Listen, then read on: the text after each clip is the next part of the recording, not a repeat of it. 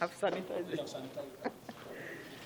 It is indeed a great pleasure for me to welcome you all to this very important and significant sensitization scheduled to hold in 8 states of the Federation.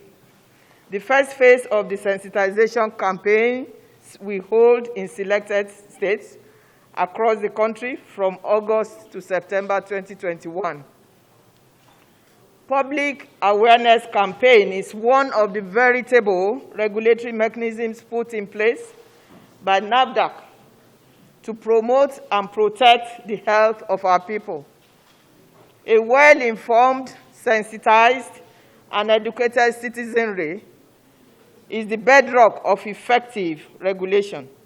This is why today's event is another major milestone in our bid to protect Nigerians against the deleterious effects of unwholesome food, falsified medical products, harmful cosmetics, poor water, and other substandard regulated products. The key objective of this sensitization program is to intensify and expand the scope of our informal and formal behavior change communication strategies in order to reach the vulnerable communities, especially at the grassroots. Dissemination of food and drug safety information is an important aspect of our regulatory work. It is a common knowledge that Nigeria has a lot of issues with falsified medical products and unwholesome food. The advent of COVID-19 pandemic has aggravated the problem with the challenge posed by substandard and falsified personal protective equipment, PPEs. The sensitization campaigns will therefore contribute significantly to the federal government's concerted efforts to inform, sensitize, educate, and alert the public about inherent dangers of intake and use of those spurious regulated products.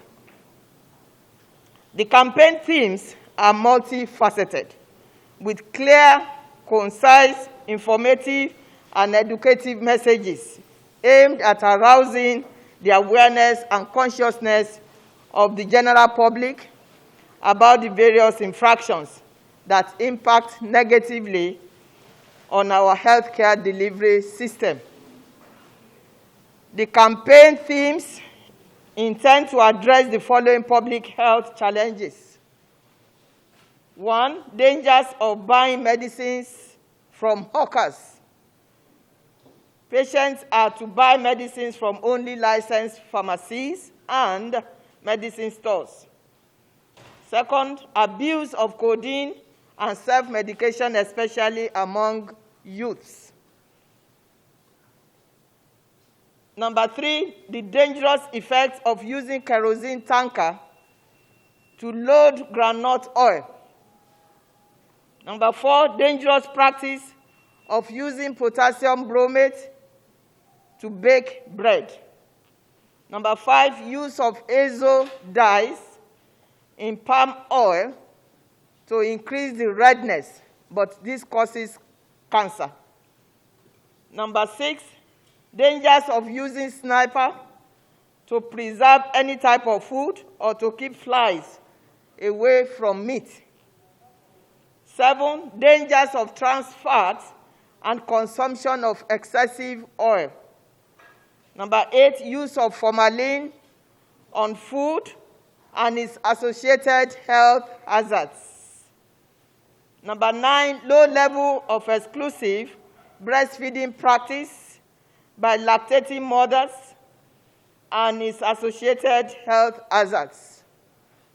This year is the 40th anniversary of the code that encourages women to breastfeed for the first 6 months, fully breastfeed for the first 6 months.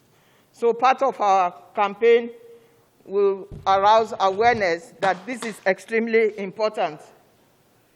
Number 10, dangers of wrong use of pesticides and insecticides. 11, wrong use of chemicals and its hazardous effects.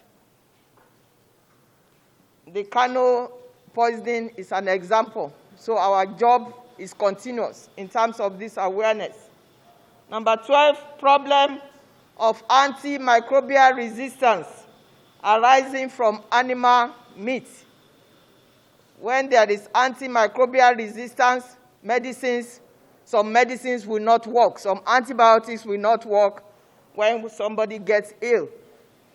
Therefore, I'm pleased to inform you that the mass media, vibrant youth organizations, and civil societies in the pilot states will be in the forefront of our sensitization campaigns.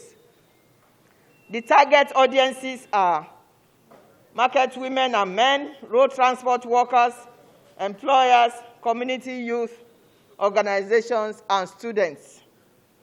We have engaged the services of MMCC, that is Mr. Onilu's company, as project consultant to drive the sensitization campaigns, and it is gratifying to note that the campaign materials are ready to be deployed on the field. It is our expectation at the end of the campaigns that the participants and target audiences will become dependable partners and allies of NAFDAC and be in the forefront of sustaining the public awareness campaigns by disseminating the information and messages to the grassroots. Our ultimate goal is to ensure that the various communities take ownership of the care and management of their own health. Distinguished ladies and gentlemen of the press, it is important to note that this sensitization program could not have been possible without the support and encouragement of distinguished members of the Senate Committee on Health and honorable members of the House Committee on Healthcare Services. We thank them. On this note, I want to express my sincere appreciation to the chairman of the Senate Committee, Senator Dr. Ibrahim Oloriegbe, and his counterpart in the House Committee, Honorable Dr. Yusuf Tanko Sununu, for their invaluable contributions and support for this program and other regulatory activities of the agency. I also wish to thank the members of the press for your unalloyed support. We will continue to count on your collaboration as the agency intends to organize in phases and stagger the sensitization campaigns to cover all the 36 states of the Federation within available resources.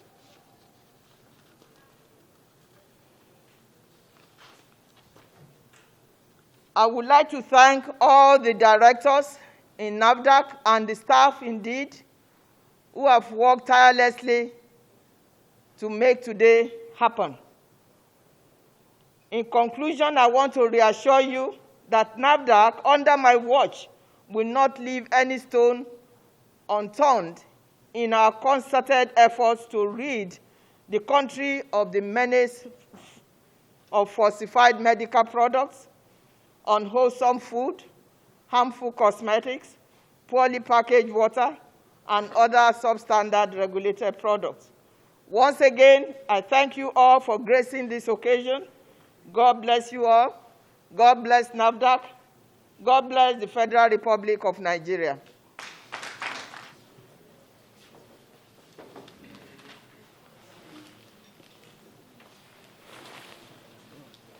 The Chairman, Senate Committee on Healthcare, on Health, distinguished Senator Dr. Yahya Ibrahim Oloriegbe, my sister and Director General of NAFDAC.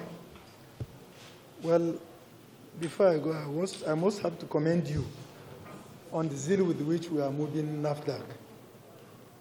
It is very heartwarming to know that in the next few months to come, NAFDAC is likely to be in level 3 of global benchmark ranking that will give Nigeria ability to supervise and get registered and accredited to supervise production of vaccine locally.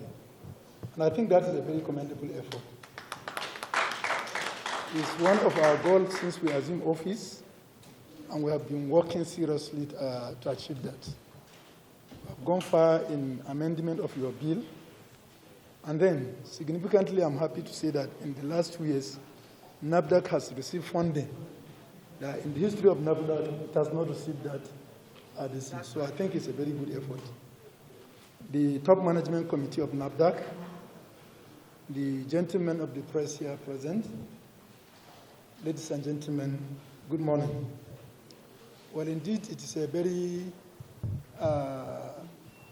important to be here today to witness this. We all know that, which I used to say, Nigeria is surrounded by 3 major problems: insecurity, both health, declining resources, and then poor purchasing power coupled with inflation. And these are very, very stressful conditions. And we all know the direct relationship between stress and substances abuse. People do find a way to relieve the tension, and the only way that's most available is substances abuse. So also, to shortcut the inflation and to fast-track means of getting money, people also devise many ways to shortcut the natural process of getting money, such as using different chemicals to fastening the ripening of so many fruit that I and you consume. And therefore, you cannot overlook the importance of better communication in providing information for people of any country to have a choice on how to live their life. And I think that is the basis of this, so that Nigerians can be educated on the dangers of the practice that we look to be lucrative. For example, the use of paracetamol to fasting cooking of meat. Some will do it to save time, others use it so that it can soften faster. Others also do it because they don't want to use so much gas or firewood in cooking. Now, the consequences of reaction of such large doses of paracetamol in the meat will convert it from its own natural chemical structure to another. And that others that it will be converted may likely have much impact on our liver. And we do know that the role of liver in our life. And not only that, Nigeria, especially among the males, cancer of the liver is one of the leading cancers in the country. Therefore, we have to look inward and see how do we try to find such direct and indirect relationship, and then educate people on how to live safely. We are all living with, learning to live with COVID. We must also learn to live with the current situation we find ourselves in terms of inflation we have in the country. Not trying to use other activities that may drive us or drive others to where the little resources you are channeling or you are getting from the unwholesome practice you are doing will be diverted in restoration of others people or your own health. And I think that's the most important. And I do hope that the press here will give the areas that is going to be discussed a wider coverage. Because for us to move as a progressive nation, we must be healthy so that we can be wealthy. Otherwise, I think the challenges cannot be handled easily. I will not finish my goodwill message without commenting on another issue that we find ourselves. Despite the fact that we have issues, but I don't think it should also be divert the press attention. It's just a call, so that it cannot be diverted. It cannot take a major position What I'm just trying to say, I'm calling on the National Association of Nigerian Resident Doctors to please look at the situation of the country. We do know that there are some issues raised, and we are working hard to ensure that those issues are raised within the shortest possible time. But however, we need their cooperation. Luckily for us, and it was even observed in their communique that the National Assembly made a provision for many allowances, which Residency Training Fund inclusive. So I do hope that they will get cooperation of everybody, including the executive part of the government, so that we can fast-track the calling off of this strike. For strike, it's not something that everybody should want. Any one of us here, including myself, can be a victim. We do hope that the hardship that we have so far been experiencing will be a very short-lived, and will agree and reach a conclusion that will help this country. Finally, I want to commend the effort of the NAFDAC in making this sensitization program to be nationwide. And we do hope that within the limited resources available to the agency, we'll cover the country within the shortest possible time. Thank you very much.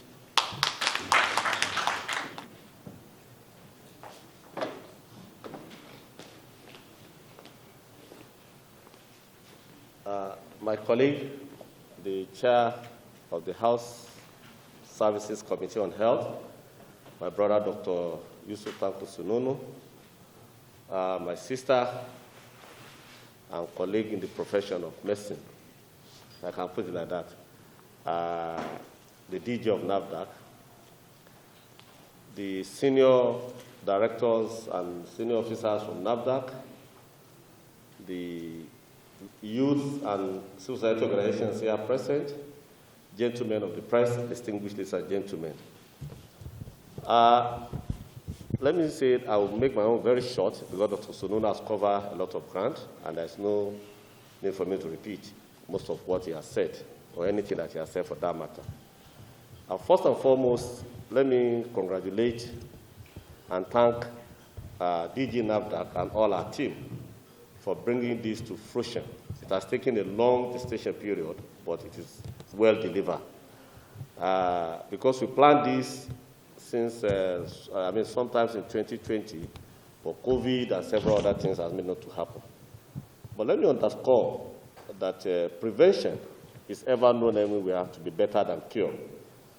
While NAFDAC's primary mandate is to be able to ensure that we have safety and we have good health for Nigerians through the regulation of food, drugs, cosmetics, and water, and some other products as listed under the Act of NAFDAC.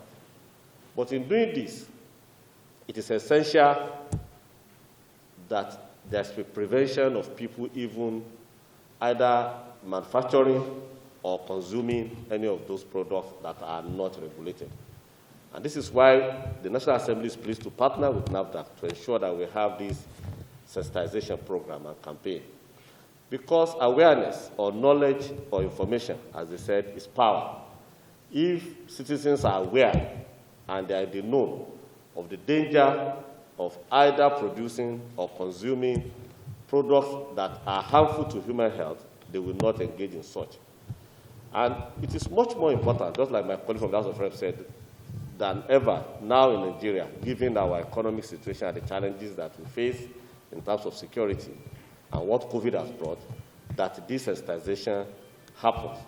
As the DG has highlighted, it covers about 11 to 12 different areas. Of course, it's not exhaustive, but if we are able to cover all those ones, I'm sure we improve the health of Nigerians, and this is contributing greatly in the achievement or attainment of the mandate of NAFDAC.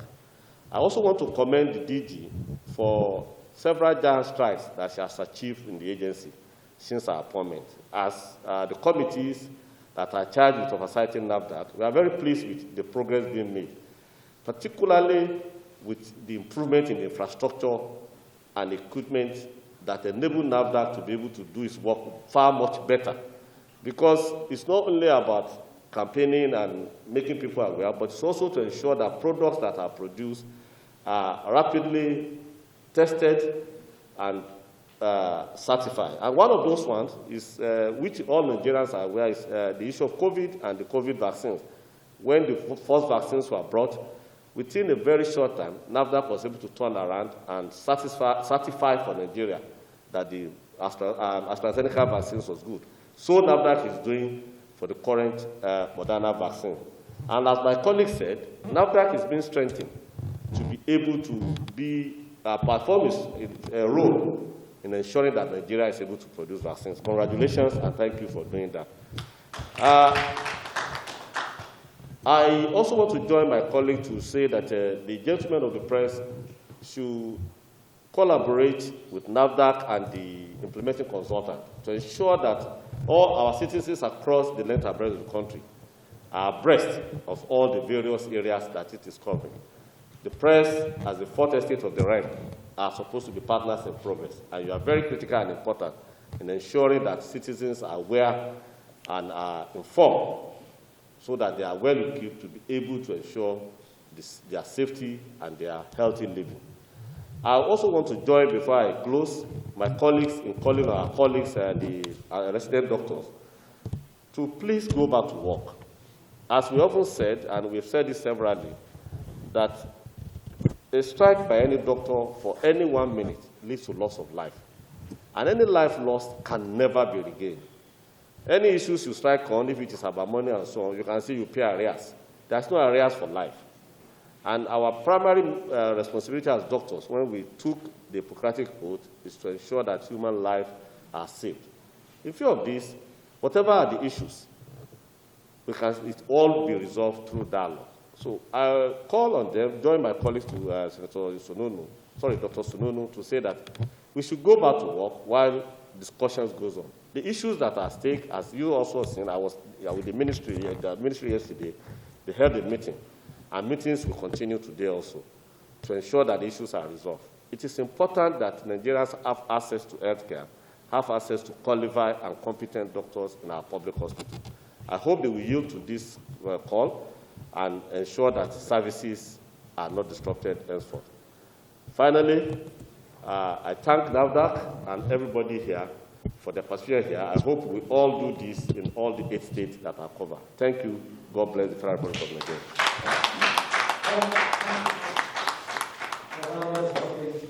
Beautiful and poignant delivery.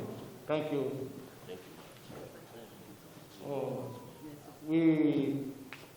I think we go straight in because the essence of this gathering. Hello? Yes, thank you. Why the 8 states only?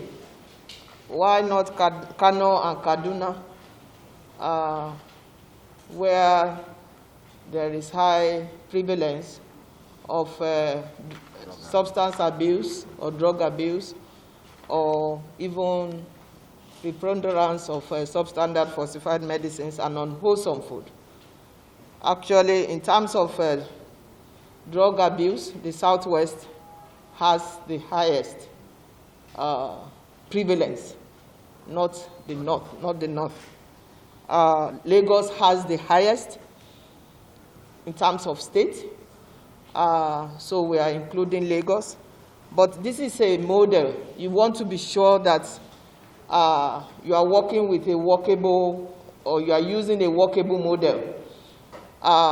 We are going to scale up, and Senator Lori Egbe mentioned that. We're going to scale up. We cannot just go and start with all the states. We have lessons learned that we're going to gather that will help us in terms of scaling up. So all the states will be reached. NAFDAC has its offices in all the 36 states plus FCT. And this program is going to involve the grassroots through our consultant and our staff. I hope I answered the question.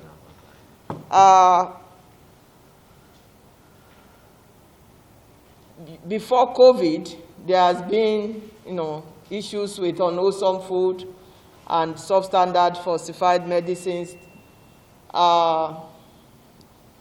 Nigeria NAFDAC was shut off from the ports for 7 years, 2011 to 2018. And cabals were formed at that point, and we are undoing the structures as we speak, but it's not something that we can disassemble overnight. Before COVID, we have a prevalence of about 17% of substandard counterfeited medicines. Because of COVID, what I would call the merchants of death try to use the pandemic because India shut down its doors, China was battling COVID, and those were the two countries where we get most of our medicines. And when there is a limitation in terms of access, then you have people trying to falsify medicines to make them available. Right now, we have not taken any survey since the pandemic, but we are working with that number, 17%. But what we have done is to be very creative, to go to the source of where these drugs come from, which are China and India. And since 2020, March 2020, actually we went to India and China and read the Riot Act to them in terms of what they want to, what they are planning to bring or what they bring to our country. And they got the message. But nonetheless, we have apprehended over 70 products. I'm not talking of one containers, because one product can be 20 containers or whatever. So we are using a multifaceted approach to reduce substandard falsified medicines, unwholesome foods. The Federal Executive Council approved a device that is that you can use in the market to know whether a medicine is falsified or not. We are going through the process of procurement in order to make that available throughout Nigeria. So we are doing a lot, but in terms of right now, prevalence, we are using this old number, which is 17%. A question was asked about Moderna. We have been working around the clock in terms of making sure that we do testing on the Moderna vaccines. The health of our people is premium to us in NAFDAC, and right now we are doing the testing. It's not something you go to the lab and in 2 hours you come out. No, it may take 3 days, 4 days, but we are trying to shorten it as much as possible. But our goal is to make sure that the product is of quality, and that is what we're going to deliver to the Nigerian people. Thank you very much.